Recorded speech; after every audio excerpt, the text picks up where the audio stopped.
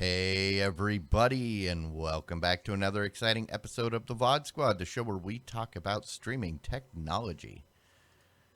This is episode, what are we on, 223? Nice. February 24th, 2021. I am Clyde, and today I am joined by Michael Aston. Hello, everybody. Matthew Ross. There's a lot of twos in our titles and date today. And Jimmy Trammell. Hey guys, how's it going? I'd say it no more twos than there were last week because it was 2-2-2. No, but we 1. no, but we had. Oh yeah, you're right. It would be just the same number of twos. You're right.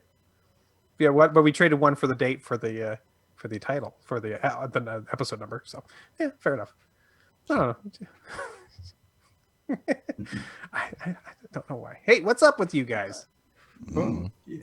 I got Stormwind is coming day after tomorrow. Storm Nice. Windows. Yeah. You get the after For storm hurricane sale. season. You're buying the ones that were like blown off of somebody else's house. Nah, but you know what will be cool once these things are installed and when the hurricane comes next summer and everybody else is putting up storm shutters, I'll be standing out in my driveway with a glass of wine watching them put up the shutters. I figure you're prepping for the purge. Well, yeah. Well, maybe you'll get some real cheap used ones somewhere off the internet because storms are coming and going everywhere. Well, that's what I was saying. I figured maybe you got a good deal on some shutters that fell off a house. Yeah, they're all universal, right? They're all the same, right? They fit on everything. Basically. As far as I know, I thought the shutters you bought in Florida were like quarter-inch or half-inch plywood. Yeah. Well, some people do that, right? The ones I've got, the old steel ones that you bolt on, right? But now no need to do that anymore. Steel shutters, nice. Well, yeah, That's you need awesome. something that's able to stand up to a 100-mile-an-hour crocodile or alligator that's being flung at your windows. Yeah, the Sharknado. Sharknadoes that come through here, right? You have to be prepared. That's right. All right. Sorry, I had to put in that title real fast. That's just great. Sorry, I had to. Oh man, it's been another week, guys. I'm so happy that this week is halfway over because this week can't be over fast enough. If you ask me, it's been I've been tired a lot of this week. Just today was a rough kind of keeping myself motivated day. So glad that this day is over and hopefully this week will be over soon and have another weekend. I'm ready to go to bed, but once we do this and I edit all my stuff, I got to get on a call with Brussels. Something wrong with their sprouts? Oh, no. It's a project I've been working on for weeks, but yeah. Okay. Won't that be really super late or super early there? Well, it's better me get on a call with them when they just get there rather than them emailing me information that's wrong after they've already left the building, which is what's been happening for the last week. And I keep waiting and I keep waiting and I keep waiting. And we're 2 days away from go time. And I told them, I said, if you don't have this for me tonight, I'm canceling this and we're pushing it out. And they don't want to do that. So, Yeah. Don't blame them. So yeah. But You know what? Okay. You know what else we don't want to do? not talk about Make- the stuff we're here.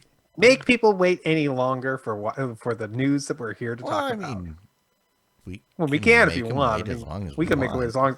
Yeah, that's fine. I don't care for it all. But if you want to talk about the news, we can talk about YouTube. YouTube is introducing supervised accounts for their for your parents in order to make your teenagers and tweenagers kids to have a little bit more of a less explicit YouTube experience. It's to keep your elderly father out of trouble with grandma.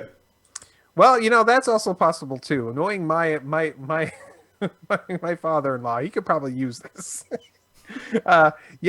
Basically, it's allowing you to set something kind of in between what is YouTube Kids and YouTube and proper, and it is able to do things from making something that's kind of okay for kids from ages 9 and up, and the next step is one that's okay for things that are kids about 13 and up.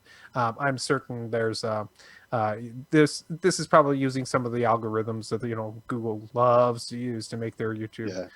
So I'm guessing that there probably is a profanity filter in there detecting people whether they say things like that. And I think it mainly goes off because every show has a rating nowadays. Oh, that's true. Yeah. So then you would set it like Netflix does. You set it that certain age you can watch up to a certain level. That makes sense because there's you're a good on chance that if a broadcast thing doesn't have a rating, then they just won't be able to access it. I mean, I understand that like the ratings for movies and the ratings for TVs are like their thing, but why do we always have to come up with a new rating scheme? Like explore more, and most of YouTube, it's like, okay, this is PG because YouTube Kids is G, Explore is PG, Explore More is PG-13, and most of YouTube is like R, but not X. No. It's not quite TVMA, but it's everything that's MALVN with a side of smoking. yeah, exactly. It's like, I mean, like seriously, it literally boils down to that because they describe it exactly that way. So the same way that the movie titles are described. To be clear, your problem is the nomenclature. Yeah, why can't we all just use the same nomenclature across everything? Everybody knows what they mean that way. But regardless, I guess it's the TV thing, the TV rating thing has very specific rules on how rating is, as does the movie thing. So I kind of understand why they don't do that, but it would just be simpler. That said, my real question is for the company that couldn't prevent porn accidentally getting on YouTube Kids videos and crazy conspiracy theories getting in YouTube Kids videos, they really think that we can trust them breaking it down into more discrete levels of information? Yet nudity is allowed on YouTube. As It long is? as it's called art. Oh, okay. They have, I think we talked about it before. Someone showed me that there are entire channels of naked people just sitting there it's for drawing. No, it's not. It's for people that want to watch porn on YouTube, but that's how they get around it. Okay. I want to try to address the question at hand. The question at hand is, how can we trust YouTube to do this? You can't. Of course not. That's my point. No. Like, What they're doing is they're saying, hey, for those people who are uploading a video, we've asked this question: is this for kids? No, then you got to go to the most of YouTube section. Or is this for kids? Yes. Okay. Is it for really young kids or is it for older kids? And that allows you to separate. It's self-regulating and allowing the guys, the content creators, to decide for themselves where they think they fit. And there's people who will abuse that, and it will be Google's pleasure, I would guess, at this point, to say, oh, somebody didn't do something they weren't supposed to, ban that channel or whatever they want to do to make it to whatever they feel was make it right. Yeah. And that means it's easy on them. That means that if people follow the rules, things tends to be good, and people will get the happy illusion that they're doing something right for their kids for this kind of thing. So yeah. Guys, I feel like I'll watch YouTube with your kids, everybody. I don't care if you let them watch the worst stuff or the best stuff. Just watch YouTube with your kids, so you can talk about it. That's the best thing to do. I think the real takeaway is that don't trust YouTube to filter the content. You should still be spending time and be aware of the things your kids watching. You don't have to always be watching with them. Time with my children? Are you crazy? YouTube is there to give me a break. No. Your television channels are there to give you a break. YouTube is not. They don't watch TV. I know. I agree with you. I agree with you, Matt. I think that it's important to be very aware.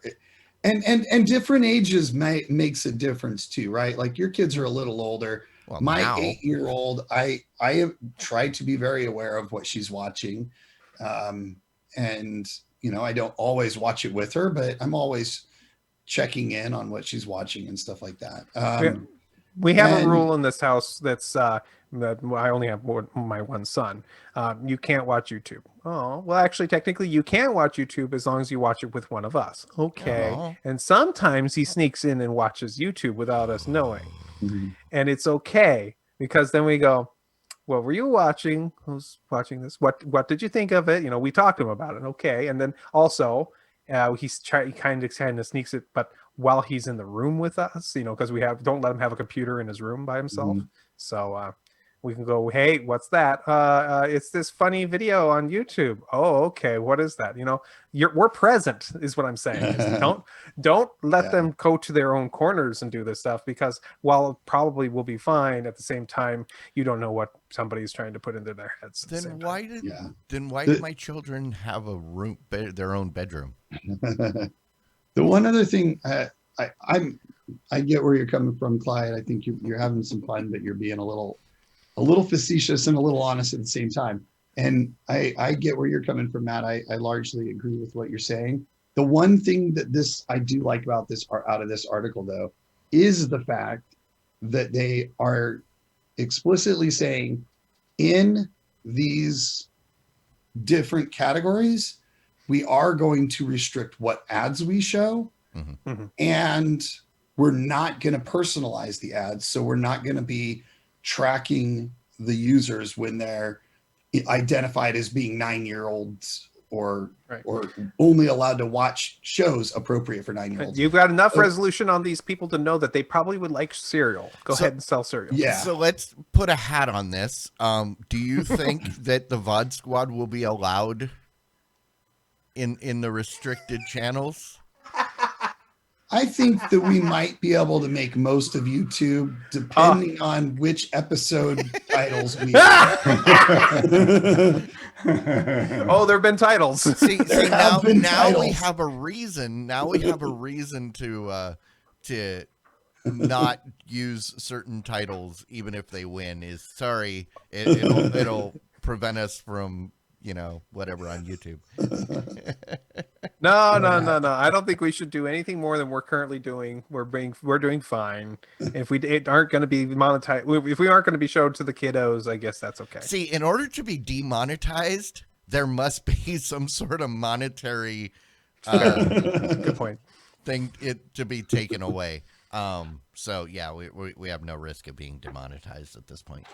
Right. All Hey, right. So should we talk about DirecTV? No, Is there Susie, anything not to talk about with DirecTV? Is there still a AT&T DirecTV? wanted to sell it. Nobody wanted to buy it. End of story. Okay. Yeah, How about AT&T TV? Kind of same thing. Isn't AT&T TV? They're new. They've kind of taken all the AT&T TV Now, which used to be DirecTV Now, and kind of all shoved it into one big plan now, right? I think. Yeah, they took this It's thing that confusing. was working, broke it apart, and then made other competing products that they're now trying to cram together. Yeah, I think they've kind of succeeded in doing that, unless you were one of those people who still have your old AT&T TV Now account. Your grandfather You mean into that old DirecTV price. Now? what used to be called that. Well, no, they took away that grandfathered price at one point. But yeah. Oh, okay. Well, so apparently they've done some work to make this system a little bit better. What they're talking about here in this video is that they are now allowing you to watch as up to 20 streams of almost many of their channels, not all of them, of many of their channels within your one household. So basically one IP address. Up to 20 streams inside your house, which means if you want to have 20 TVs in your house that are playing different shows, that's fine. They don't care. There are a couple channels that they have some restrictions in this. Things like Fox Sports, Stars, PBS, Showtime. They're still limited to 3. But that means that you can have everybody in your household streaming all your stuff, whatever you want. I mean, seriously, you have that many people. This is okay. This sounds great on the surface until you understand anything about basic networking. The fact that they're restricting it to a single IP means this is only good if you're running like a hotel. Oh. Where all the different rooms and all the different people are connected to your one network. They're all being natted out through the same external IP. Right. You know, generally most people do that. Well, but what I'm saying is in a home, 20 streams in your home is like saying, yeah, you can have everything in the fridge, but there's only like 2 or 3 things in the fridge, right? That you want to actually eat. Yeah. I mean, because it sounds, on the surface, it sounds like, you know, this is awesome. They're upping it, but you can't do that. This doesn't count if you're watching from outside your home. This doesn't count if you're watching from, you know, like a mobile device. If they're restricting it to a single IP, right. That basically makes this disingenuous, in my opinion. I heard recently that there was what was it? I heard that YouTube TV does a similar thing, except for it's unlimited streams inside your house. So, but YouTube TV, so YouTube TV does region locking, right? So, because you're technically supposed to be inside the house, same household. But you are able to watch from outside of your region. Mm-hmm. It just bugs you and says, hey, are you traveling? And you just say yes. And every once in a while you have to sign in from your home network. But they don't, you know, so it doesn't really matter if you're in the home or not. You still have the, there's no stream limit. They just. So what if you lived in a motor home and you subscribe to Starlink? Oh, Starlink likes to limit you to an area too. They actually geofence that thing with GPS so that if you move outside of that area, it'll stop working. Yeah, because they can't guarantee service if you move out of the area of your service. The whole reason that YouTube TV is region locked is because of their agreements with local TV. If it wasn't for the local TV who get mad when, hey, but they're in my town and they're watching something from his town, that's unacceptable. They need to be watching my programming. What is wrong with petty local television companies? But then that comes into conflict with the fact that the family plan is meant for people that are in the same family, same geographic location. And they flat out tell you that, you know, when you get the error that says you've been outside your area for too long, it says that this is intended for people living in the same, you know, because, yeah, I mean, people have had problems where streaming YouTube TV on their mobile device and then they get outside that geographic fence. Maybe they're commuting or whatever, and then it stops. So it's tied to a zip code. Basically. Something like that. Yeah. And so which is fine. But like I said, this is tying it. It sounds like AT&T is tying it to a specific IP address, which is way more restrictive because now you can't go next door to your neighbor's house and bring it up on their TV because nope, they're on a completely different IP. Unless you're gonna hook their TV up to your Wi-Fi.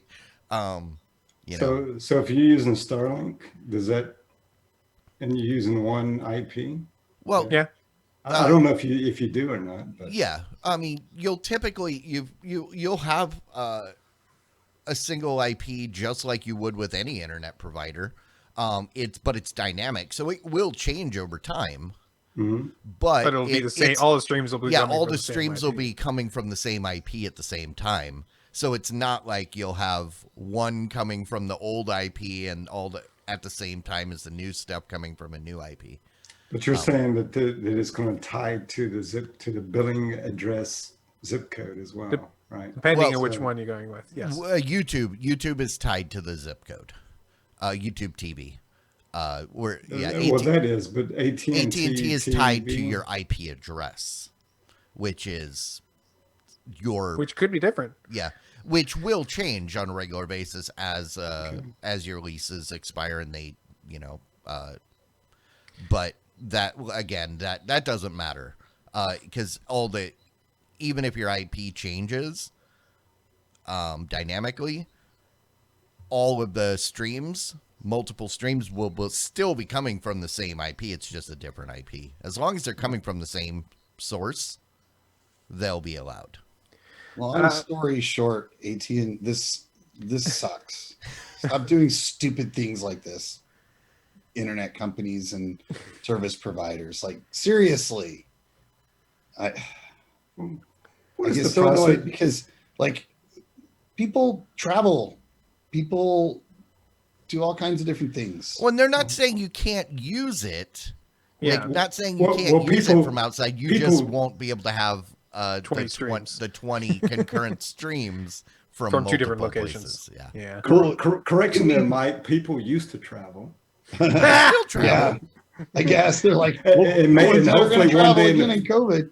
And hopefully one day in the future we will travel again. I think if I'm in Vegas at CES and my family wants to use it, that's two different IP addresses simultaneously. Right. That doesn't work. And that's actually, according to this is just talking about how many they can get simultaneously from one IP. I'm sure they allow you to have two separate. Yeah, streams, I think you currently can have two. They were talking about upping it to 20. Yeah, and that's why I said on the surface 20 sounds generous until you realize, oh no, it's only 20 from the same IP. So you can have it playing on 20 devices in your house.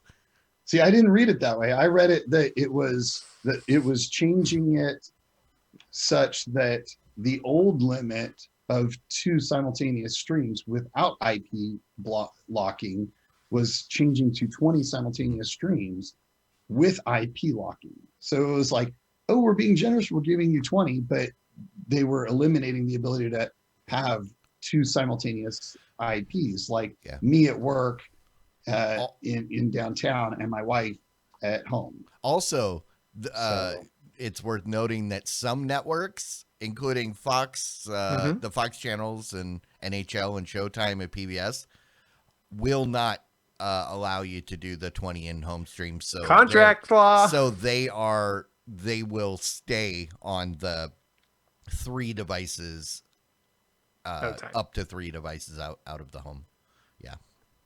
Yeah, and also it looks like they've done some other updates to their plan. If you were someone who was getting the 500 hours of cloud DVR, you're being automatically upgraded to the unlimited hour cloud DVR. Otherwise, you can get cloud DVR service for $10 a month. And you get only 20 hours of that, but you'll have the option to increase it to an unlimited hour package as well. I did miss I did read it wrong. They still allow 3 devices out of the home. Mm-hmm. So 3 streams out of the home. I don't know how particular that is, but that generally would solve my concern. Yeah, so it's pretty common. I was annoyed by it at first because I thought they were getting rid of that outside the home thing, but I just missed that one line there. So forgiven. Seems pointless, but forgiven. Forgiven but not forgotten. Hey, AT&T TV. I'm done with AT&T TV. Let's not talk about them anymore. Let's talk about Apple TV Plus. Apple TV Plus, of course, is available on the Apple TV platforms, Never and it's heard also of it. appeared on a couple of other platforms as well. I think it's been on some TVs and other, and I think it's you can get it on Roku now and other devices like that. It's now just appeared on the Chromecast with Google TV, aka the Sabrina. AKA Android TV. Stop making up weird names. We're having trouble with nomenclature today, guys. Okay. This means that you can now get your Apple TV on practically any device that's not an Apple TV device, Apple made device. Do you think this means the end of Apple TV devices since you don't need them anymore? Your silence No. speaks volumes. Probably not, but it does. I think it speaks more to how serious Apple is trying to get into services, at least in the streaming services. Yeah. So I think it indicates that Apple really wants to compete on the content provider side of things, because they don't want it to be just constrained to Apple providers. I don't think this. I mean, it sounds like a good deal, but the way Apple does, they give you like that free year of Apple TV, so that's like a $60 value. So it's not really a lot cheaper way to get it, but it does not lock you into that Apple ecosystem completely. It allows you the flexibility of having all the features of Chromecast, which really it's at this point, so many of the providers have gotten out of the kind of keeping things pigeonholed on their devices that it's really not gaining all that much. I mean, everybody seems to be willing to share to some extent now, just because really it's all about the content. That's what gets people to pay the ongoing recurring subscription costs and stuff, which is what everybody wants, is subscriptions. And at this point, Apple TV Plus isn't competitive enough to be to draw people to the Apple ecosystem on its own. I mean, this article is written by Macworld. They are probably the most pro Apple media source out there. And they start off the story with Apple TV streaming service has a lot of work to do to be more competitive in order to grow its audience. It needs to be available to more people on more platforms. And I mean, that's the thing that we've been saying here since the very beginning. Yeah, I mean, they've got growing to do. And if they want to get people that aren't gonna, like, I'm not buying a Apple TV. But you might want to watch a show. If eventually they're going to have a show that I decide I must watch, and I'm either going to watch it on the device I want, or I'm not going to watch it at all. So if you want me to watch it, it needs to be basically everywhere, because you don't know who all the different versions of me are. So, I mean, I agree with the assessment that they're not up there with Netflix and the Hulus and the Disney Pluses, right? Yeah. But I mean, hey, they're just a little over a year old, right? Well, I mean, they're the same age as Disney Plus. Yeah, but Disney Plus had an unfair advantage there. I know, but I'm just saying. Disney Plus has been making content since when? 1930. I think even before that. Yeah. I'm just thinking my point is that, and when they first launched, they were comparing themselves to Disney Plus, and then but either way, it doesn't matter. And I'm not singling out Apple TV Plus. I'm saying this applies to any service. Like, I do not subscribe to CBS All Access. For the long time, CBS All Access wasn't everywhere. I'm not going to rush out and go to, they don't have content that I am desperate to see. And even if they did, if it's not on if it wasn't on a service or a hardware that I prefer or I already own, I'm not going to go out of my way to buy something just to watch a service. So and that applies to everything. So Apple TV's they have a show that's maybe not like the best show on the television you need to watch, but they do have a big hit. I believe in Ted Lasso. I think it's the one I've heard a lot of people talk about and say out of all the different ones that the shows on that, it's like Ted Lasso is the one everybody seems to talk about. Also, they are a young studio, and they are, they're like I don't know, like an FX level, I would call them, that kind of tier of it, which means there's good stuff in there. You just have to, maybe, that kind of level of amount of. I didn't mean that as a dig. I was genuinely comparing them to like a freeform. Not what you think off the top of your head, but like, man, there's some good shows on there, kind of thing. And eventually they're going to come out with more, and they're going to keep swinging, knowing Apple and how much money they're happy to spend on this. So that's fine. The other thing is, as far as I know, the only other major platform / service that aren't mixed yet is still got to be Peacock on Amazon TV, right? That's still not a thing. And I can see a lot of people that are Amazon Prime or Amazon Fire only saying, screw it. Even if there's stuff you want to watch on Peacock, they're not subscribed. I mean, right. Mike, you're not subscribed to Peacock, right? You're not going to go buy another device just so you can watch Peacock. I mean, you happen to have a Roku TV, so you could. Yeah. I mean, I have enough devices that I can probably. But get I mean, I just want, to illustrate my point, you're not going to say, well, I'm going to leave my favorite ecosystem and go find something else where I can only watch it there, right? Right. Yeah. So. All right. So just like we were talking about the Amazon Fire Stick, hey, what is on the Fire Stick and not anywhere else is you can now sign up and use Amazon's new program called Luna, which is their game streaming service. It is now available for anybody using a Fire TV device without even having an invite.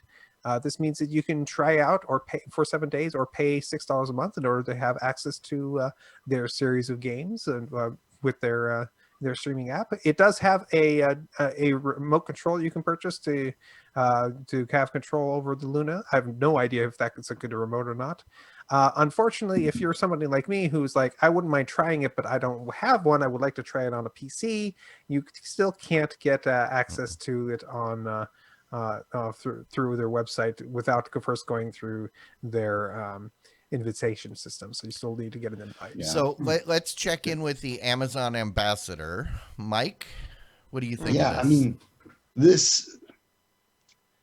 So we've had a lot of talk about these kinds of services, and two things. First of all, I am doubtful that these services can provide that most of these devices can manage these services well enough to give the kind of experience you need for extended play sessions. Like maybe the Fire TV Cube, but most of these devices I think will struggle just for the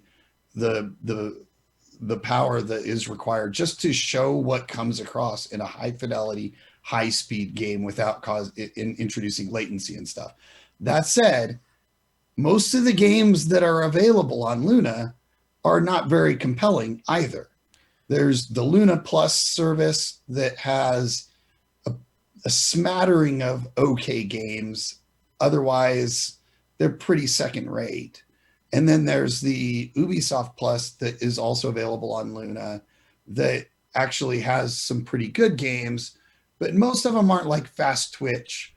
So Aren't the Assassin's Creed games the Assassin's Creed are a little bit, and like I played those with early Stadia. I played Odyssey with early Stadia, and it had issues on a high-powered PC and my MacBook Pro. But that was more early Stadia. That was still in beta phase. I think that experience would probably be great. Oh, now. it's great now. But yeah, so they're a little fast twitch, but they're not.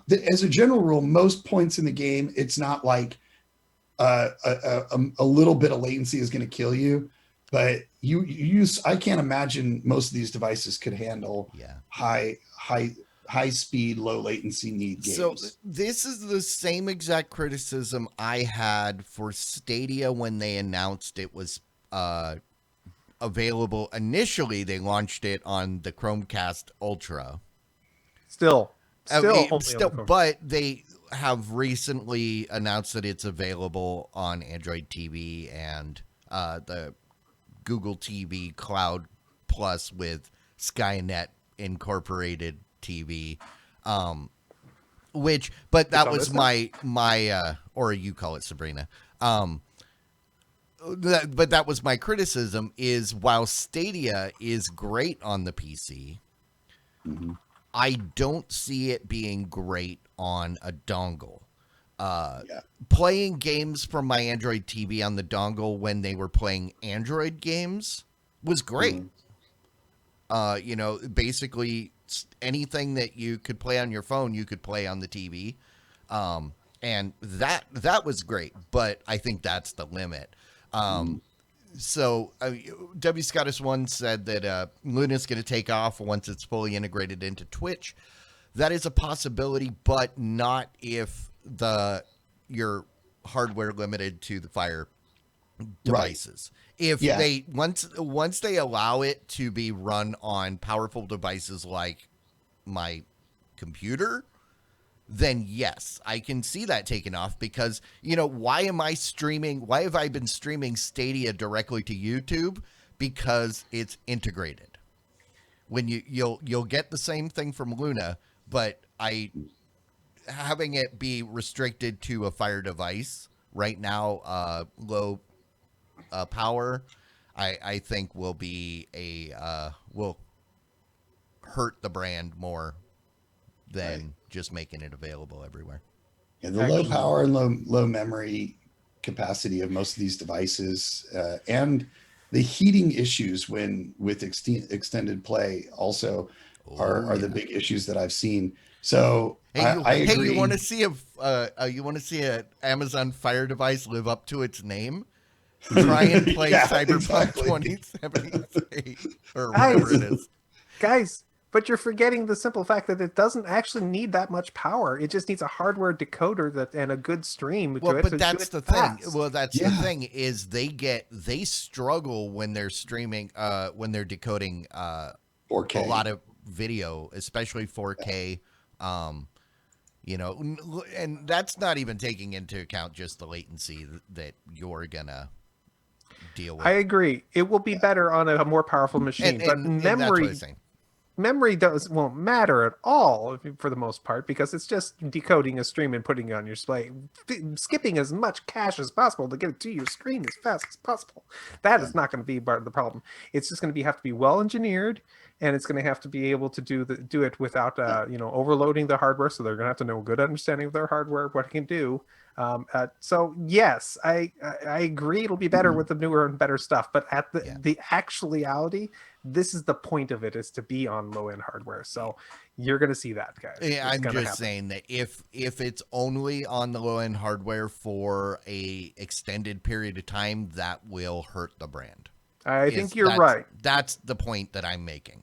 Yeah, and I agree. The potential for it to get big and blow up will come with the higher powered devices. Fair enough. Okay.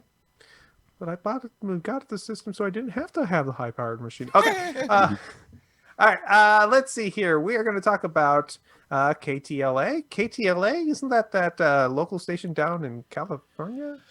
KTLA, Channel 5 in Los Angeles, which used to be, when I lived in LA County, was my favorite TV station because they played all the reruns and they had all the random programming. Oh, yeah? Yeah, so apparently they finally entered the digital age, and you can stream their station directly on the internet. Which Yes, looks like what they've done is they went ahead and made it available for anybody to download and watch KTLA's on any one of the many platforms, Roku, Apple TV, and Amazon Fire TV. So you are able to install it and watch your favorite LA channel and all their news and silly shows, apparently, over the internet directly from your device. When I saw this article, at first I went, ooh, hey, that's kind of cool because, like I said, I have fond memories of this channel. Mm-hmm. And then I looked at their programming.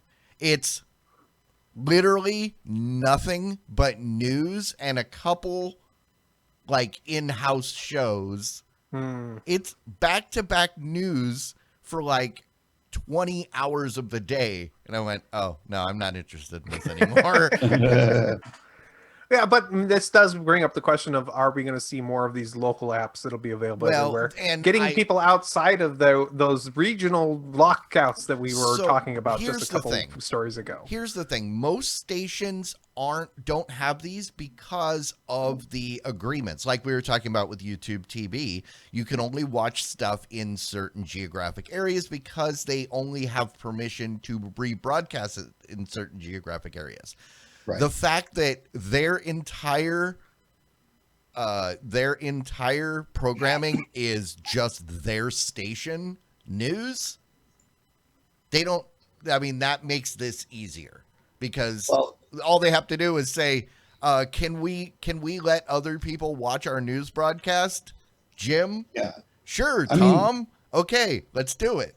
Yeah, they may still be running a lot of those reruns locally, but don't have permission to stream them outside. No, when you look at their and this has nothing to do with the website. I'm looking on the page on their site. I'm looking at their schedule. And it is news, LA Unscripted, 5 Live, their podcast, news, Inside California politics, news, and then next day. It's if you want to get news and you would prefer like local news for a place that you don't live, or what if you do live there? KTLA 5. Yeah, if you do live in California. Well, yeah, I think that what they're identifying that they have a large market and it's worth reaching out to those people that are getting rid of cable TV, and also those that aren't also utilizing antennas and stuff. So which is becoming a more and more growing market. It's just an indication that cord cutting is becoming so prominent that even local channels are identifying the need for their local content to be provided via the internet, because otherwise they aren't even able to reach their local customers.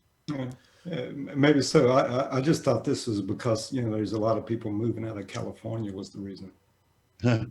Yeah, maybe, but I think that because channels like that generally receive their funding from ads, mostly from local or largely from local businesses and stuff, my suspicion is they are still targeting people in the geographic LA area with this service and just trying to get to the cord cutters and keep their audience the same size that it has been, because what used to be 11 million people with cord cutting has gone down to probably 6 million people. And so they want to get those other 5 million back on there. Probably. You know who would love to get their millions of people back? Who? Movie Pass. Yes, that's right, everybody. We're going to bring back an old one. Well, they would love to have millions of subscribers back again. I think they would. There are probably some people who would like that again. I know Clyde wouldn't mind having Movie Pass again available to Yeah. him. That was the only reason I ever went to movies. Well, we have a story here that there's going to be a new docuseries going to be made about the subscription service and how its rise and fall came to be. It's going to be produced by the one and only Mark Wahlberg, and we will be something that he is looking to document the amazing, crazy story. Knowing Wahlberg, a lot of his shows end up on HBO or one of the other platforms, so this one may be available on those platforms. What would be really funny is if the creators of MoviePass also did a series charting the rise and fall of Mark Wahlberg's music career. Which was also just as like... and then you could Steve just would watch them drop back out. to back, couldn't you? It could be like an They'd Inception be on thing where different. Ooh, one would be on HBO and the other would be on Showtime, and they'd be on in the same night. no, it would be an Inception thing. One of the movies that Movie Pass allows you to go see is the life of Mark Wahlberg's career, rise and fall of Mark Wahlberg's career, which you sort of watch in the Movie Pass movie using Movie Pass. It would be like an Inception. No. Just no. Anyways, I'm seriously all for watching this documentary, because it is interesting. I'm sure there's stuff behind the scenes I'm that we would interested. love to hear. I'm interested in hearing. Yeah. Well, we'll see. Yeah, I'm going to watch this. I haven't hated the last couple things he made. Yeah. I watched that. What's the one with? I talked about it about a year ago. It was I think it was on Showtime. It was I don't watch a lot Kevin of Wahlberg Bacon plays an FBI agent in Just so you know, South you didn't Philly. really. Just so you know, by putting Kevin Bacon into it, you did not really narrow it down very. No. Well, Kevin, it was last year. Kevin Bacon on TV isn't very common, I know. and he plays a corrupt FBI agent in South Philly, as Southie. It's based Maybe that's the on name. true stories. About City on a Hill. yes, I think that's a Mark Wahlberg show. You can Google search for the win. Yeah. And I kind of enjoyed that show, sort of. I think it tells the story of Philadelphia's first black mayor as he was coming up through the legal system. I think that's where it's headed, but yeah. I think I'm interested to see how much they play, because I assume Mark Wahlberg will play like the CEO of MoviePass or something like that. Well, he doesn't know. I mean, a lot of the stuff he produces now, he doesn't actually appear in. Oh, is he just producing it then? I don't know. Potentially. This is a documentary, is what this is. Well, I mean, I think it's a docudrama. I was going to say, I thought it was a docudrama. Yeah, I think it's a docudrama. Because I wonder how they'll portray the falling part of it, right? Because in the beginning there was some real push and there was like actually legitimate viability, but there was a point where it was blatantly obvious to everybody that it was going to fail, but they were still pushing so hard and trying so many things. Like how will that come across for the executives and the management at MoviePass and the way they worked with investors? I think that'll be interesting to see. Just curious. I don't know. The documentation of this article says it's a documentary, but doesn't necessarily. It says a mean it's not documentary series, Right. So yeah, we don't know. So Good. But unless you add a lot of side stories to this docudrama would be episode 1, the rise, and episode 2, oh crap, the fall. Well, they could probably, dude. I watched a 4-episode thing about the Heaven's Gate cult. All right, okay, I can see 4. You can get a 4-hour or a 4-hour season. or 4-episode season out of this. I mean, I could see like a before Movie Pass, you know, with how it I mean, was, and because then they introducing the company, they and did have multiple stages. They had the early movie pass that had been going for years, right, and then they opened it up nationwide to everybody.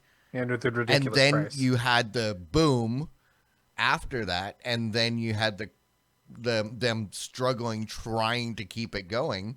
Yeah, the theater's starting to fight it. Yeah, there's actually a story there, I suppose. I just don't think I don't see a docuseries. no, this out of isn't going to be like a multi-season. we're I don't- on season 9 of Movie Pass. right now. You mean right? You know. Ugh. We're still talking about it. That's what's interesting.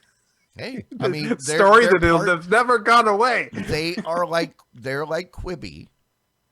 Oh, no, in they're the not. fact that they're part of America's lexicon Nah. for different reasons, and yeah, No, I just like love the Edsel.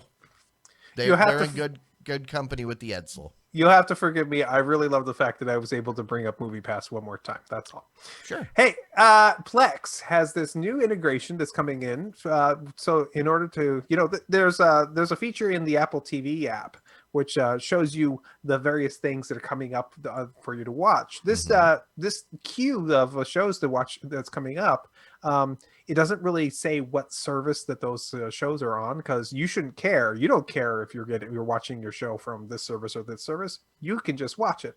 Well, Plex is getting themselves plugged into that so that their shows, whether they be stuff from their streaming service or stuff that you have locally installed on your Plex server, will show up in that list, so you can have that movie you just ripped ready for you to watch. I'm wondering if they are using some sort of Android integration, because this is currently a feature of Android TV, where, because you go through and you tell it what shows you like, you tell it knows what services you have because you've got them installed.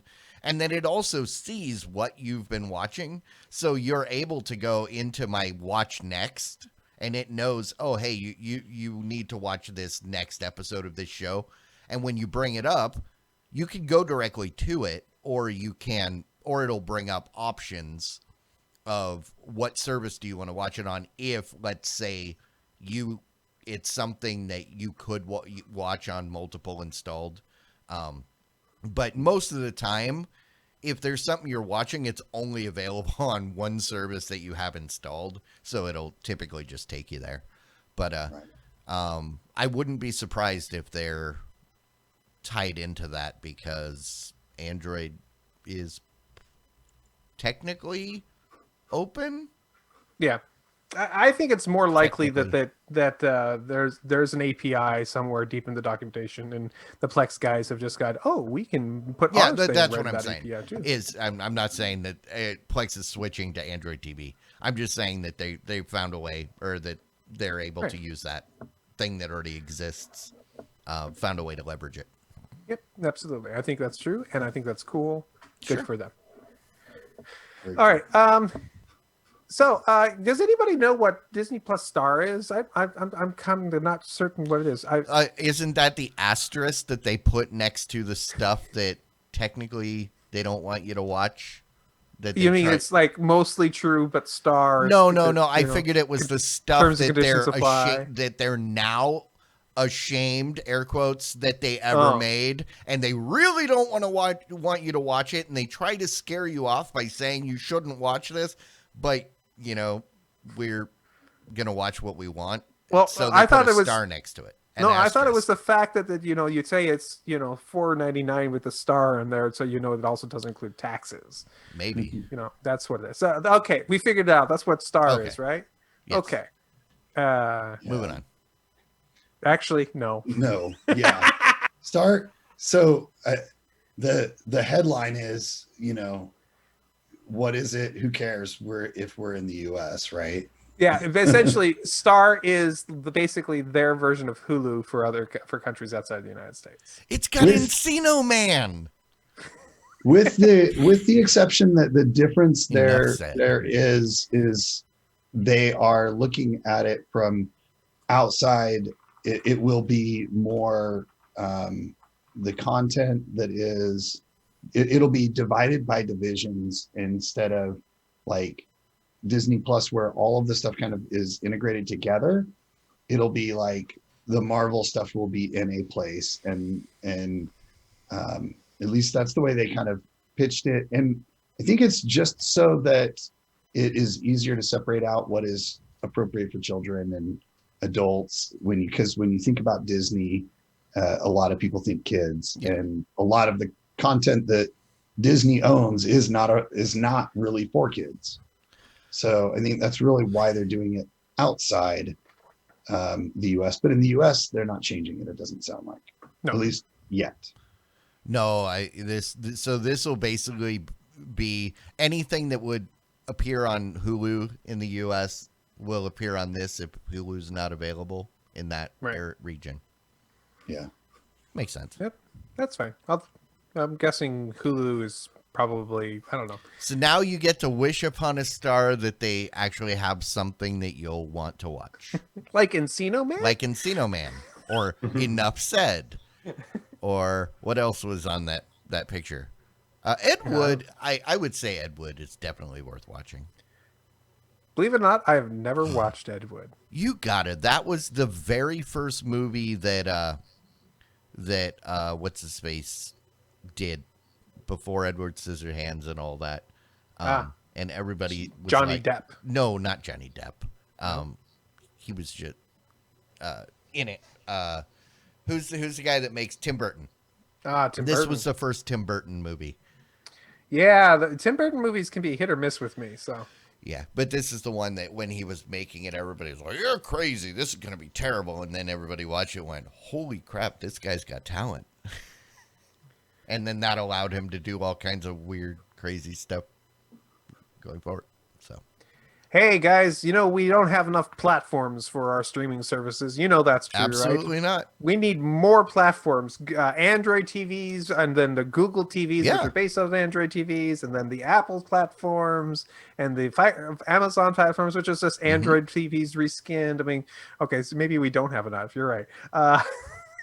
But LG is coming out with their WebOS platform, one that they have had on their TVs for a while, and they are taking it and they are going to be allowing other manufacturers to use it as their streaming platform in order to make their TVs smart with that. I mean, it's Palm OS back in the day, it's right? smart-ish. It has a mouse control, man. It's pretty smart, dude. Mice are so last century. Mhm. Can it make my regular TV touch capable? I don't know. Actually, I don't know. No, but it looks like they're going to start taking. They're going to start taking. They're going to start licensing out WebOS 5.0, so for people to go out and the 6.0 is going to be out with big updates soon. The biggest update since 2014. So, yeah. I mean, I'll default to my normal stance of I want everything to be available everywhere. I am personally not a fan of LG's OS. It's very restrictive, and I always find it kind of clunky, and I don't like that the app availability is not that great. But if they go wide and get on more devices, then I think that aspect will solve itself. I have an LG TV with the old WebOS on it, so I see the need, because when I first got it, I actually really loved the WebOS, but I hadn't tried all that many different smart devices. And then we started doing our rounds of trying all the different smart devices, and I was like, wow, this is really a pain in the butt to use. Yeah. So it was like, it's good if you haven't tried anything else, but once you've tried Fire and Roku and other devices, then you start to realize that it's not a particularly good OS. I think an update obviously is Yeah. needed. Especially since LG is notorious for abandoning their devices and never providing any updates. I know people that, apps needed, like, let's say the new Netflix app came out, it would never get produced for that specific version that was running on their TV. And, their TV's a year old. Right. And they're to the point where they can't use the smart built-in because none of the apps are working anymore, because apps get updated. They need to be updated. Yeah. So hopefully, if they can spin this into a, Roku competitor, great. Yeah. Yeah, this article just reminded me, oh yeah, that's right. My TV does have an OS on it. Oh yeah, you've got that LG. Yeah. Yeah. Hey, you should log into it and see. What Oh works? no, never mind. Don't give it any information because it sends it all back home. Unless you've got firewall rules on your home network that prevent the Internet of Things. I just don't ever use it, right? I just use the Apple TV. No, that's why I say I was gonna have you try it out and report back, but don't. Just Hey, here's an interesting story. I'm not exactly certain what this story is doing here. It's about Grand Theft Auto 5, which is a video game. And it looks like there's a story here about somebody's trying to change the law instead of it being banned from minors from being able to play this game. How old is this game? They want to ban the purchase of it from anybody because it causes psychological harm and it encourages violence to humans. I'm just a little confused here. There's a lot of games that you shoot other people. See, in, that is what this article is pointing out is this representative, Democratic representative from Chicago, is picking back up this fight that was lost before by his colleagues. And the problem is, the reason this is a story is because if this bill can get passed, it will affect everything. All of video games. They're targeting this specific game, but it will impact everything. And then there's no reason it can't go to movies. This is once again, this is another. This is a perfect example of a politician that says that you're too stupid to make your own decisions, to decide what's good for you, and you need the government to make that choice for you, to tell you what you can and can't play. That's literally what this is about. So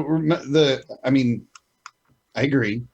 There's two things. First of all, realize it's about minors specifically purchasing the game. So no. That's what it was previously. This is specifically about anybody. Expanding it to anybody. They're expanding it to everybody, even adults, making it banned across the board. That is what the article is talking about. That is apparently what the senator has suggested. And that is a slippery slope if I have not seen one. So he filed the amendment that wants to. It'll go nowhere. It's interesting. You read the article, and if you miss that like 3 words in the middle of the one sentence, it's just like you're like, oh, he just wants to make sure that it's.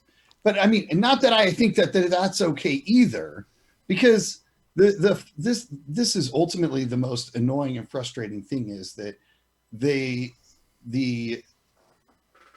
efforts to ban products like this is based on hyperbole and speculation and abhorrence by people that probably have never actually played the games.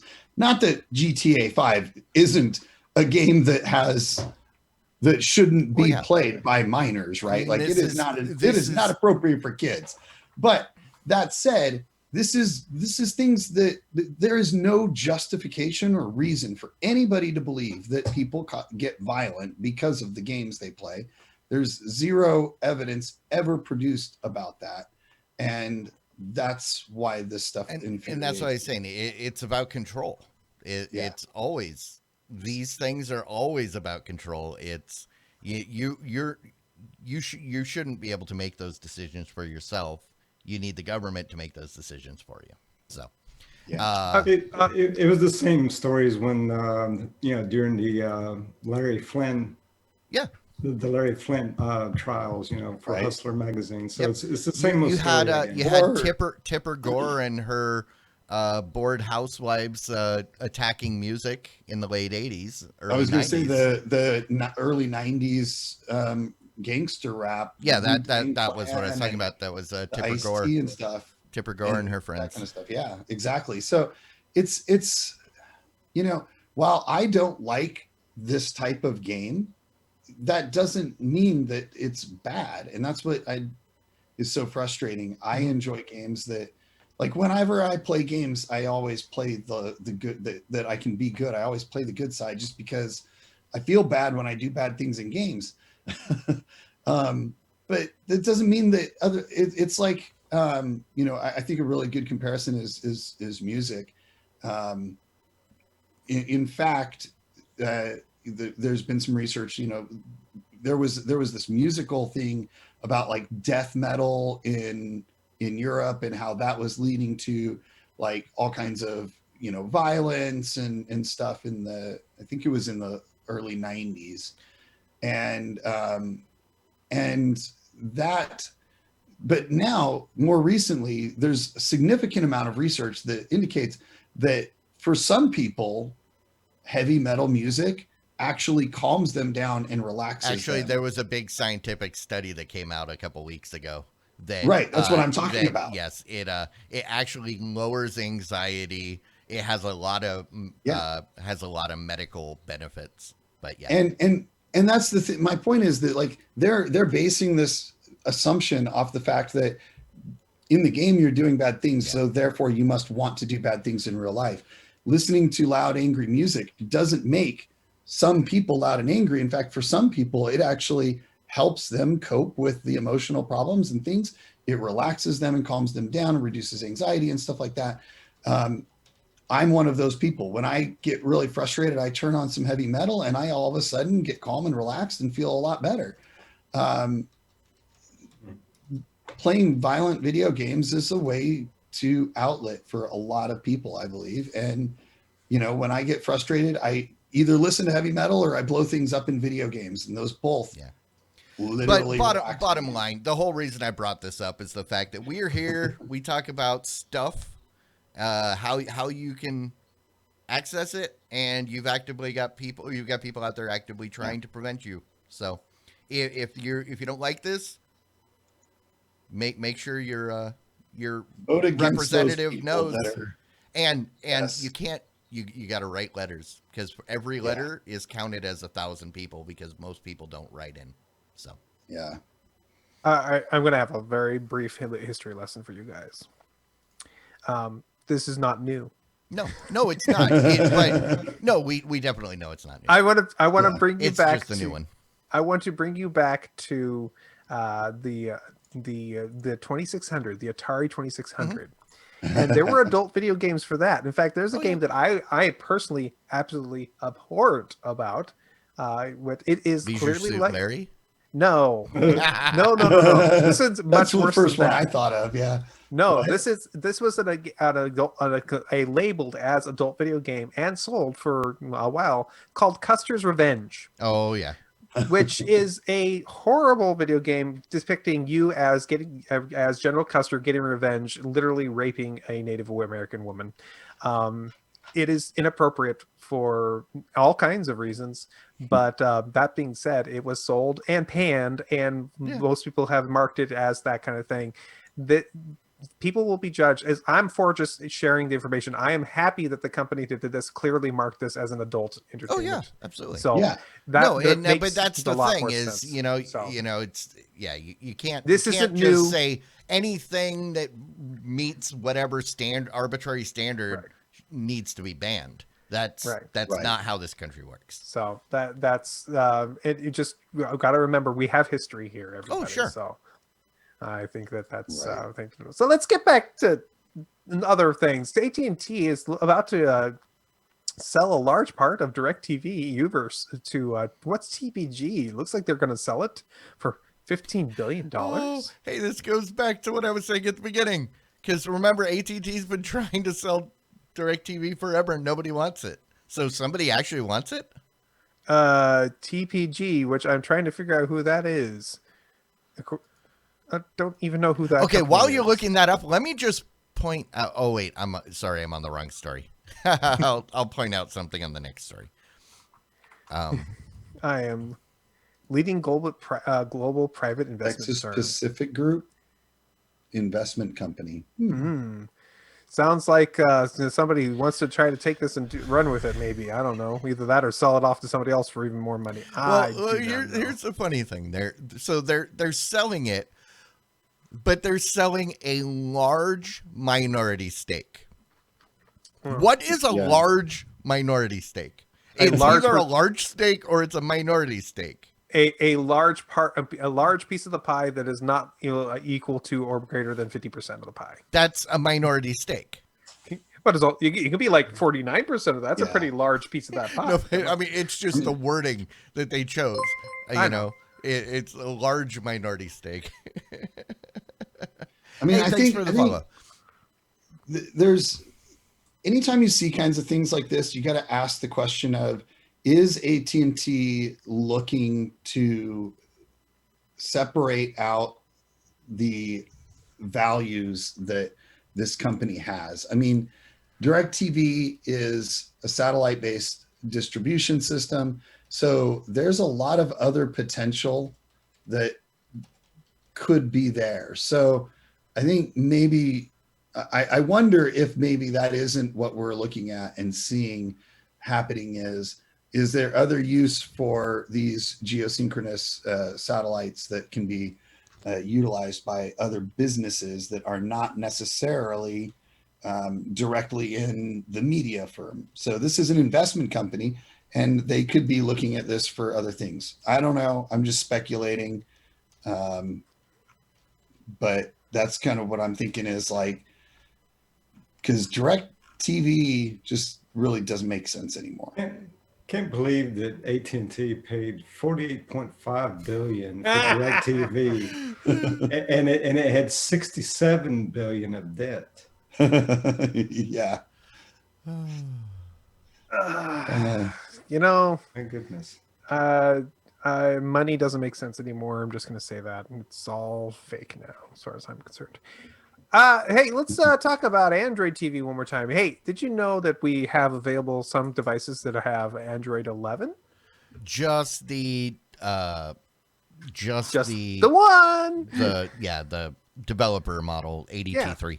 What usually happens is that Google announces a new version of the base operating system, Android version 10 or 11, and when they announce that, they also would finally release it, and then they tend to release the version of Android TV to that responding. For example, Android 11 didn't get announced till September last year, even though this thing has been out almost as long, and Android 11 has been out for a good year now. So yeah, the one that you were holding in your hands was the first one to ship with 10. The other devices like my TiVo were on 9. They just got up. We talked a couple weeks ago about all devices were getting upgraded to 10, and 11 was announced in September, and which was only available on the developer model, the ADT3. Oh, okay. So this is them announcing 12 like 6 months later. And the which preview is is available now. And the preview is available. That's what I'm saying. They're announcing that the preview is available now. This is a big deal, not in the fact that that 12 is out, but it's that it's out this quick, and people are starting to wonder, is this a sign of faster movement on versions rather than waiting till September every year? Are we going to start getting new iterations on, maybe 6 months? Near the date that Android 12 releases, you get Android TV at the same time? Yeah. That would be crazy. No such thing ever happens. That would be What's the big feature in version 12? well. It looks like if the one what they could see, it's going to be mostly some decoding things. So they're going to have the HEVC transcoding built into it, Yep. which means they'll be able to do to take that stream and transport code it to So another format. better, yeah. And that's AVIF. the big thing. AVIF multi-channel audio. It looks like it's going to be in there. Other than that, we don't know much. That's not good. There's not much there for us to see yet. So I just wanted to point out, and this is what I got excited about on the last story. If you look at the picture on this article, I love the fact that the picture that Google used to show off the dashboard is prominently displaying a Prime Video episode. Watch it here. Clearly stating you don't need a Fire TV.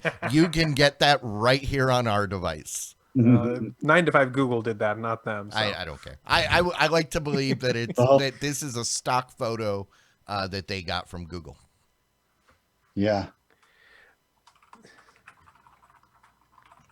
But We'll so see. this is cool. I'm excited because, like I said, 10 is finally being pushed out by manufacturers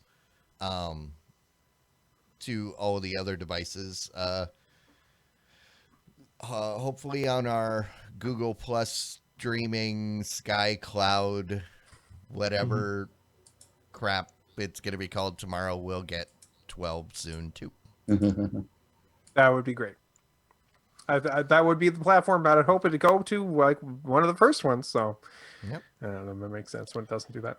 All And right. I think that is the end of this news cycle for us. The last page I have here is Encino Man, which you can't watch anywhere without renting it or buying it unless you have a copy on your Disney Flex Star. Drive. Oh, that's right, Disney Because it Star. was on Disney Star. Well, It was on that you know, screenshot. Interestingly enough, they called it Star, and in India, I wonder if they're going to get Star, and I wonder if there's ever going to be, the eat a Disney 5-star. 5-star? That could be bad for people in India who actually Yeah. want to watch Star. But you know what wouldn't be bad for India? Joining us on patreon.com/the VOD Squad. We accept all currency. We do not discriminate based on race, color, nationality. Your money is or welcome. money type. We don't care where it comes from. We don't care how you made it. We don't care how much you have or how much you even give us. We just appreciate the people that are contributing, that are supporting us. You guys are our favorite people in the world. And you're the reason that we do this every week, and we will continue to do so for the near future. All right. Should we get into some rants and raves? Yes. Oh, we don't have to. We could just end the show. Yeah. I wouldn't mind getting a nap in. Well, that's your rant, your rave, right? All Nap right, and yeah. Nap and Nave.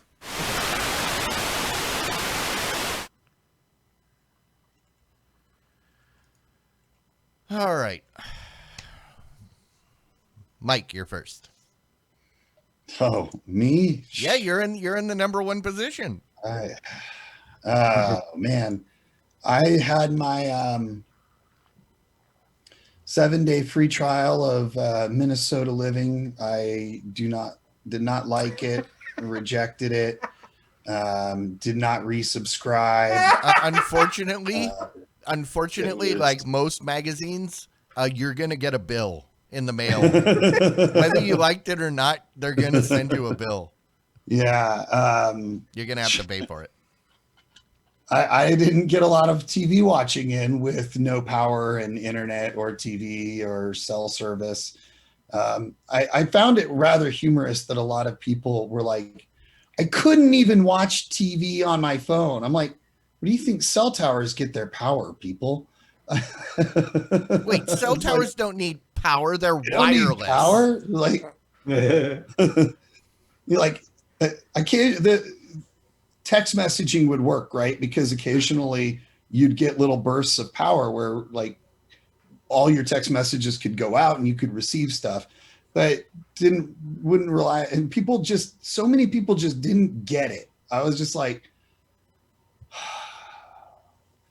but it would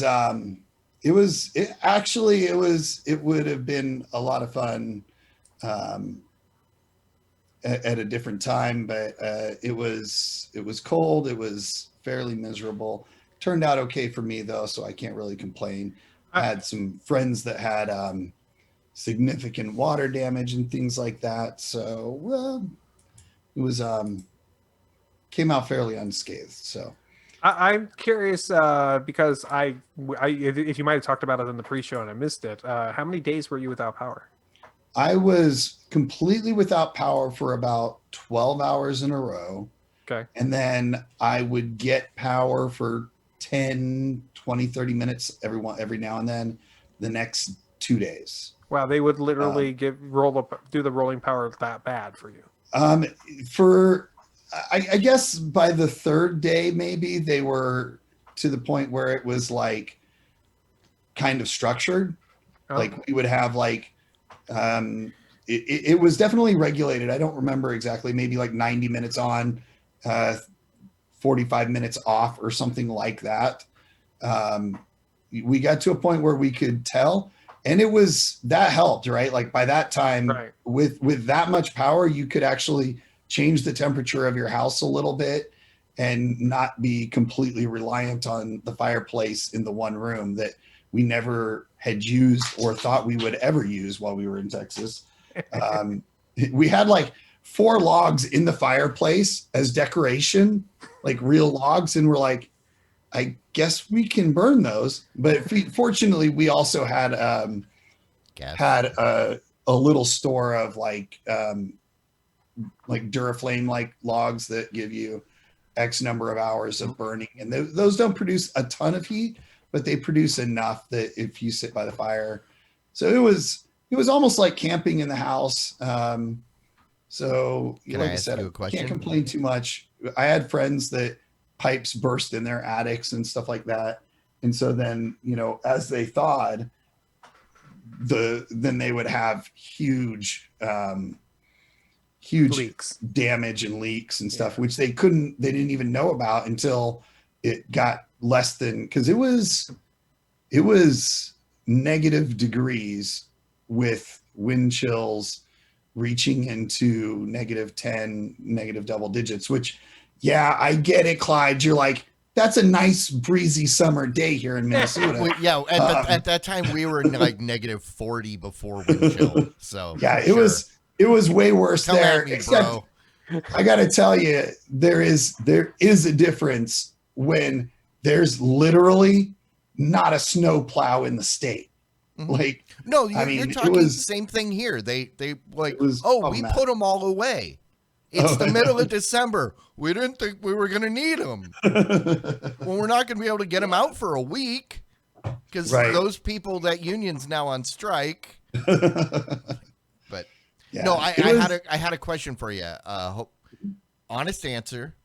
When you lit the fireplace, having never used that one before, did you remember to open the flue? Yes. Okay. Actually, so many people. Here's the thing. Actually, we finally spent time to check the flue, and we realized that we probably could have saved ourselves a crap ton of money on it. It had been open that whole time. Because the flue had been open the whole time we'd lived there. Oh yeah, you're losing. Like, you were just throwing dollar bills out your chimney. Exactly. Yes, literally. So I was like, oh, well, that really sucks. Why did it? Because we actually had it inspected by the plumber, because it has a gas thing and they do gas stuff. And just to make sure that the gas lighter, it's not a pre-built gas fireplace, but it has a gas lighter. And I wanted to make sure it was okay and it was safe. And I'm like, why didn't you tell me the flue was open? You inspected the chimney and everything. That wasn't his job. The middle of the summer, you could have like closed it when you were done or something. I was thoroughly annoyed. But yeah, it was open. I checked that before I started the fire, and then I was like, seriously, it's been open this whole time. And then I was like, face palmed for a second, and then I lit the fire. And Yeah. I asked because so many people that aren't experienced with fireplaces, they'll light the fire and then they're trying to figure out why is their house filling up with smoke. Right. Yeah. No, Uh, I have experience with fireplaces, so I did not make that Cool, mistake. cool. I'm proud of you. All right, Matt. For me, I have been also very busy with work and stuff, but outside work, I have mostly this week been playing World of Warcraft again and been enjoying that. Finally got my character up to level. I'm getting him ready to try to do some dungeons and possibly some LFR raiding. I've never been more than a casual player, so I don't do that. I had to pick. So one of the things about the game is it makes you pick one of these four covenants, and for my class, which is a mage, the clear choice as a frost mage is one of them, and it's the one I hate. I really don't like them, and I chose them because they were the clear choice of what would be best for my class, and I'm already regretting it, and I'm considering going back into that game and seeing if I could fix that. There is apparently a way you can do that, but apparently it takes. You can't just nuke it and start over. Oh my god, do you know how many hours I put into this character? No, I can't do that. I could do that, but no, I'm not going to do that, especially as a casual player. No.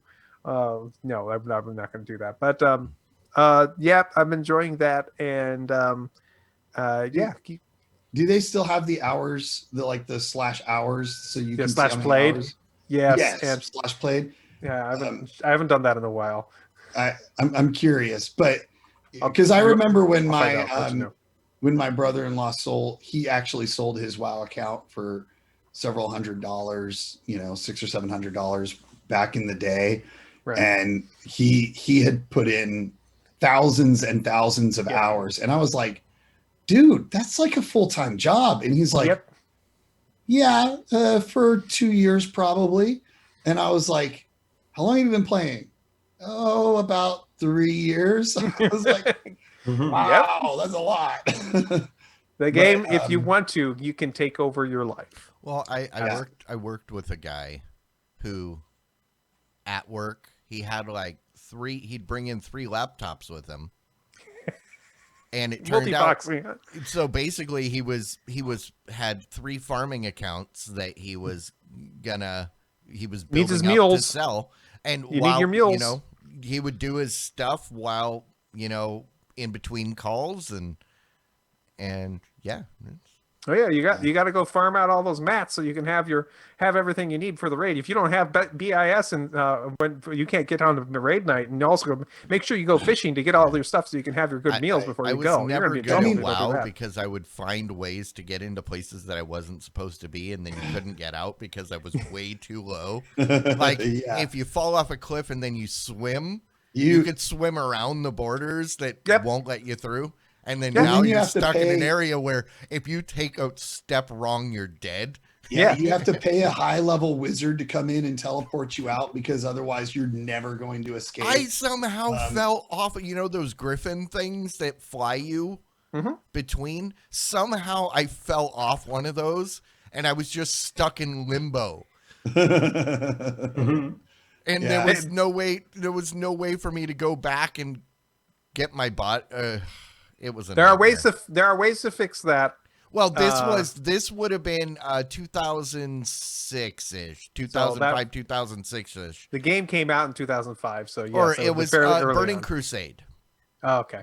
So maybe a little bit later, 2007, 2008-ish. Okay. Yeah, that's but either way, and people kept probably, it's impossible. You can't do it. I'm like, look at my screen. Clearly it happened. Yeah.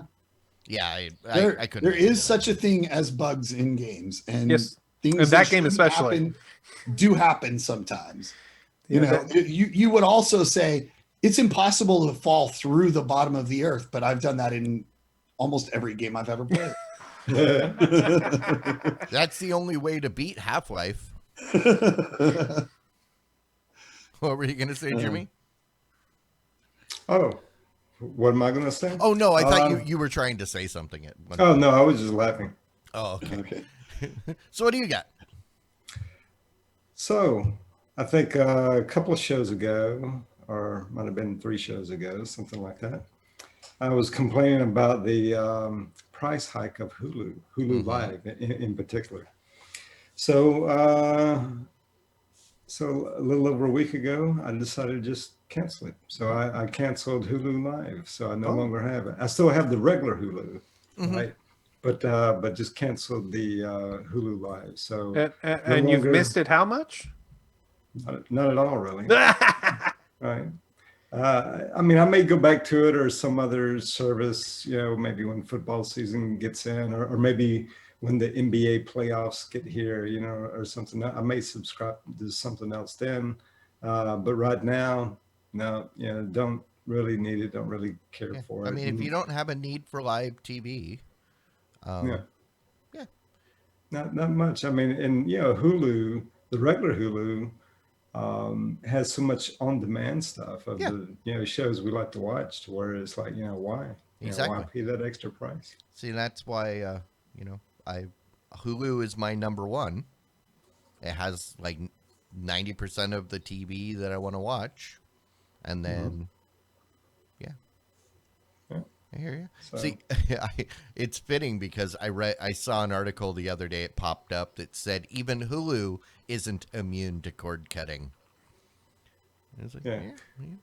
I mean, one thing that I do kind of miss is I watch CNBC, or used to watch CNBC live in the mornings, like when I'm getting ready. mhm. But then I discovered, that show that I watch in the morning of CNBC has a daily podcast. Oh. You don't get to hear it live, right?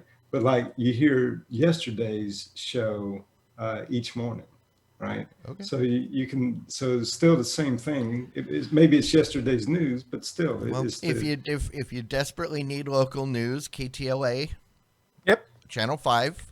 You can tune in to listen to whatever madness they're going on about. You can also I may give it a try. You can also consider Lowcast for they're free with weird, annoying little pop up every few minutes, or just $5 a month of donation. You can get all your locals down there as well. Yep. I did notice that, Matt. I noticed the office service in West Palm Beach, so Yes, they do. that's good. Yep. So, so we'll do a little bit of a trek back through time. 20 years ago, literally 20 years ago this year, I bought my first microwave. Okay. It was a Panasonic from Costco. I bought it because it was ginormous. It was literally big enough. It had a capacity large enough that you could literally cook a turkey. I think I have this And microwave. this thing was awesome. I absolutely loved it. As I spoke about last week, Panasonic's one of my favorite brands. I end up not purchasing their stuff on purpose, except for my TV. I bought my Panasonic TV because plasma, and they had the best plasma at the time.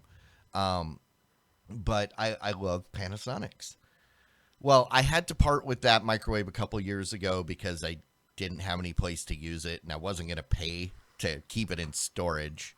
So, a couple days ago, I broke down and I got a new microwave, Panasonic from Costco.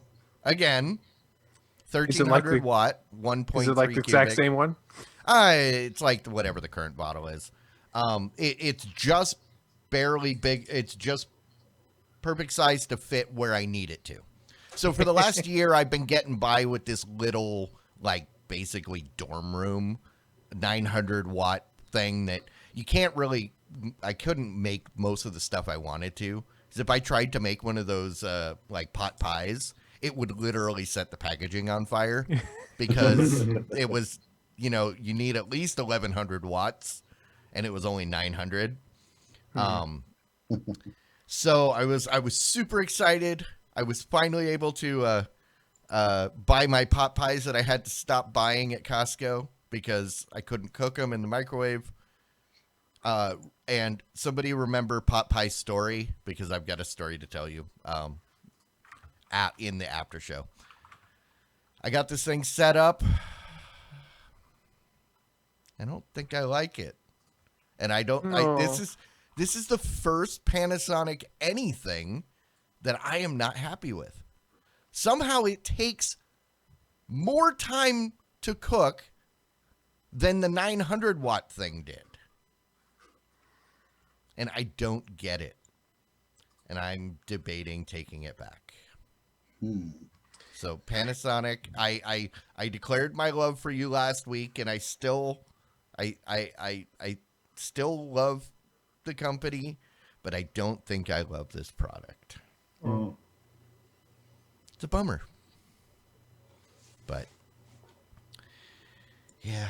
Yeah, microwaves just aren't what they used to be. Oh, I know. I mean, my other one was still perfect. Like 15, 16 years later, still ran just like the day I got it. Moved it all over the country. And that thing had so much power that when I would turn it on, the lights in that room would dim. Boom. And you could hear it. That you want that? Well, I mean, the thing was awesome.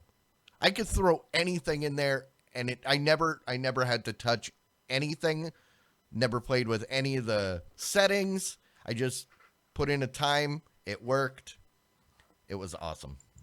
But I keep thinking, Igor, raise the lightning rod. Exactly. But yeah, I was so excited to finally have a real microwave again, and I'm debating going downstairs and getting that Hamilton Beach, which Hamilton Beach used to be a decent brand. They are now actually owned by Walmart. Oh. So that's why you find like all of the Hamilton Beach stuff is at Walmart. House brand now. I mean, it's still it's fine. It's just low You know, wattage. for the longest time, this sounds really weird to talk about, but for the longest time, we were looking for a good toaster. Oh believe yeah, it or not- you can't skimp on the toaster. Well, no. Here's the funny thing: is that we've tried nice toasters and really nice toasters and expensive toasters and kind of this should be a good brand name toaster kind of thing. Yeah. This $19 Sunbeam still is one of the best toasters. Oh, in the world. and when I said you can't skimp on the toaster, I don't mean cost. I'm saying you can't just you can't settle is what Yeah. I meant. You got to And- find the right one, and when you find the right one, right. stick with it. And I think to myself, oh, Sunbeam, man, they must be like this really cheapo company that doesn't do. I mean, they must have been like the worst brand back in the '80s, back when they were brand new, right? Depending on the product. Actually, Sunbeam has been doing toasters for a long time. Technology Connections has a interesting YouTube video you should watch about the world's greatest toaster made by Sunbeam, and they have patents on toasters. I was going to say I got they know their stuff. The greatest toaster I ever purchased. It's actually a hot dog toaster. So it's made by Nice. Sunbeam, I believe, if I remember right. I got it for my dad. So basically, where you would normally have the toast slots, it's got different shaped slots. So you can put 2 hot dogs and 2 buns, and you cook it. And so my dad can cook hot dogs. Because we don't let my dad touch the stove or really do anything in the kitchen, but he is allowed to operate the hot dog toaster, and he says it works brilliantly, and it's like his favorite thing. So he can make 2 hot dogs for lunch. All you got to do is it's just like making toast. You put the hot dogs in there, you put the buns, and then you push down the thing, and then it pops up when it's done. I'm gonna have to find this because sometimes I bought it at Walgreens. It was like on the end cap on sale clearance for like $500 or $5. Not 500, Okay. $5. 500 pennies. Yes. And it was one of those things. I got it kind of like a gag, and it turns out it's actually pretty decent. But so, all right. Well, you know what else is kind of decent? Ending the show and letting people go on their merry way. How very decent of you. Yeah. I mean, we're not here to hold people hostage. You mean I can go? Yeah, you can go anytime you want. Woo! I'm free. And so are all of you. You're free to check us out next week when we're here live on Twitch. We're at what, 9 p.m. Central, Eastern, Western, Pacific? No, Wednesday night, 9 p.m. Central, here on Twitch, as we always are. Also, if you would prefer to listen to us instead, or maybe you already are listening to us, podcast is available everywhere that podcasts are available. And if you like it, give us a review on whatever service you choose. That way people actually know that somebody's listening. What? I know. Somebody is listening. See, we get the stats from FeedBurner, but I don't know if how much I believe it. Oh, you'll have to tell me after the show what we get. So, all right. On that note, we will catch everybody again next week. All right. Bye. Bye. Bye. Diamond Club hopes you have enjoyed this program.